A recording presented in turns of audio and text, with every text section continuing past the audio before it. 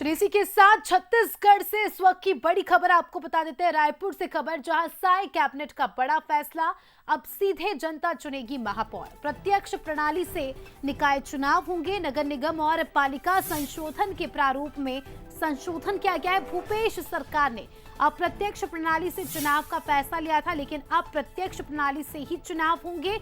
यानी पिछली सरकार का जो फैसला था उसे बदला गया है। इस वक्त का सबसे बड़ा अपडेट हम कह सकते हैं छत्तीसगढ़ के लिहाज से आज की सबसे बड़ी खबर। प्रत्यक्ष प्रणाली से अब निकाय चुनाव होंगे। नगर निगम और पालिका संशोधन के प्रारूप में संशोधन हुआ है। भूपेश सरकार ने अप्रत्यक्ष प्रणाली से चुनाव का फैसला लिया था, लेकिन अब ये चुनाव प्रत्यक्ष प्रणाली से होंगे।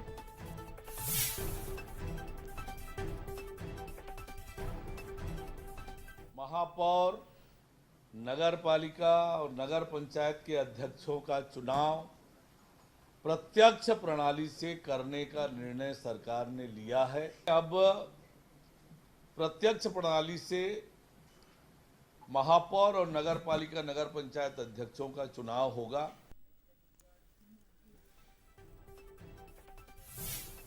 तो आपको बता दें कि प्रत्यक्ष प्रणाली से अब निकाय चुनाव होंगे। देखिए, निकाय चुनाव भी जल्द ही होने वाले हैं छत्तीसगढ़ में। फिलहाल अभी तारीखों की घोषणा तो नहीं हुई है, लेकिन उसके पहले ये बड़ा फैसला, सीएम साय का बड़ा दांव, भूपेश सरकार के फैसले को पलटा।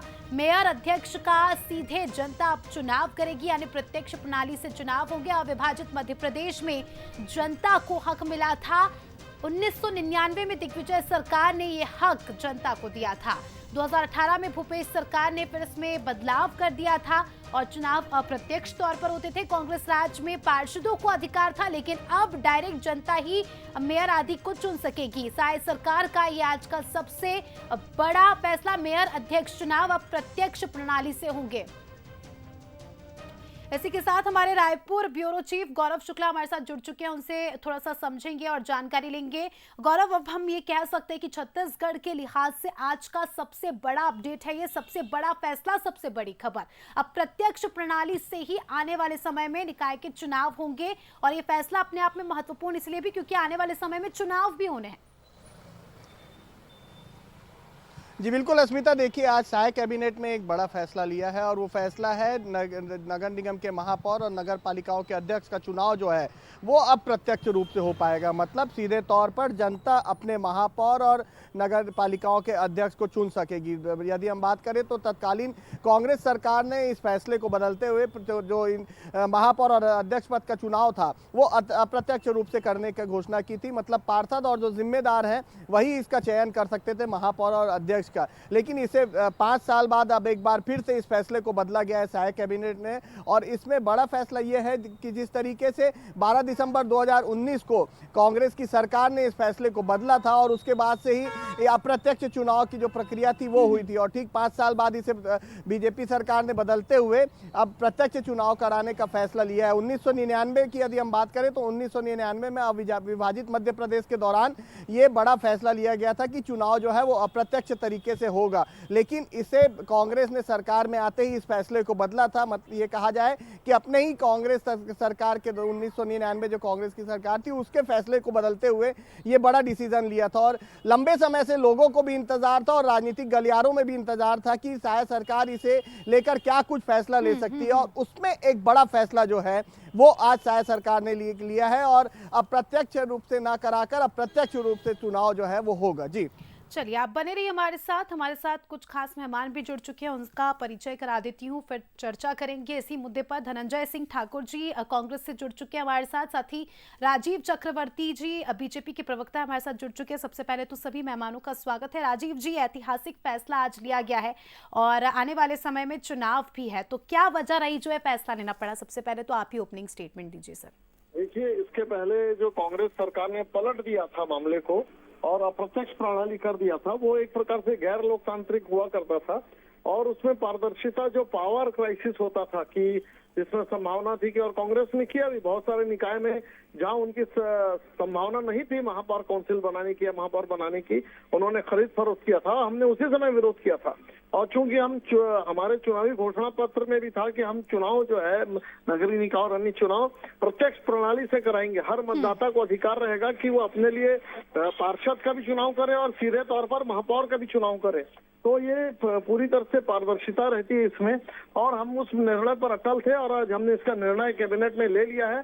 बहुत ही ऐतिहासिक है और आपके चैनल के माध्यम से दर्शकों को भी बधाई देता हूं कि प्रत्यक्ष रूप से जो अकाउंटेबिलिटी रहती है नगर निगम की, जो एक बहुत बड़ी एजेंसी होती है विकास कार्य के लिए, उसमें प्रत्यक्ष तौर पर चुनाव होगा। ठीक है धनंजय जी, जो फैसला आपकी पार्टी ने लिया था जब आपकी सरकार थी, उस फैसले को पलटा गया है। प्रत्यक्ष रूप से चुनाव होंगे, पारदर्शिता होगी, ये कहना है बीजेपी प्रवक्ता का। क्या कुछ कहेंगे आप? देखिए, मैंने भारतीय जनता पार्टी के प्रवक्ता के बातों को भी सुना है। वो कह रहे हैं कि अप्रत्यक्ष चुनाव होने से खरीद फरोख्त होता है। अगर पार्षद चुने जाएंगे, पार्षद से महापौर चुने जाएंगे, तो उसमें खरीद फरोख्त की बात कर रहे हैं। मैं इसे पूछना चाहता हूं, जब देश में प्रधानमंत्री का चुनाव अप्रत्यक्ष प्रणाली से होता है, मुख्यमंत्री का चुनाव अप्रत्यक्ष प्रणाली से होता है, और ये कह रहे हैं कि खरीद फरोख्त होता है, तो क्या ये माना जाए कि श्री नरेंद्र मोदी जी ने खरीद फरोख्त करके प्रधानमंत्री का पद ग्रहण किया है? क्या ये माना जाए कि विष्णु साय जी जो है खरीद फरोख्त करके मुख्यमंत्री बने हुए?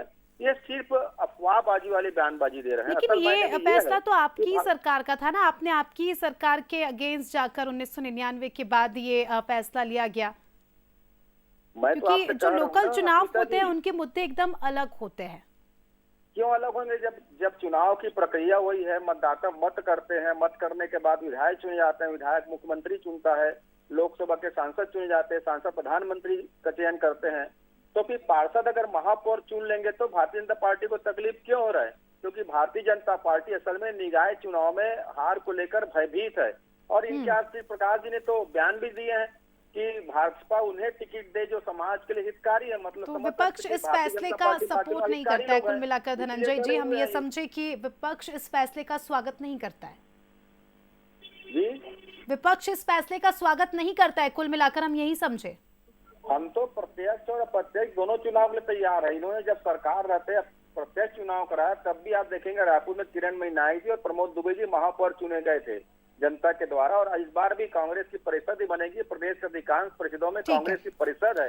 ठीक है, दोनों ही मेहमानों का शुक्रिया। अब फैसला लिया गया है, अब ये देखने वाली बात होगी कि क्या कुछ अब जनता में उत्साह देखा जाता है इस बार चुनाव को लेकर, क्योंकि 5 साल बाद देखिए एक बड़ा बदलाव आया है। आप दोनों ही मेहमानों का शुक्रिया जुड़ने के लिए और चर्चा में शामिल होने के लिए। अब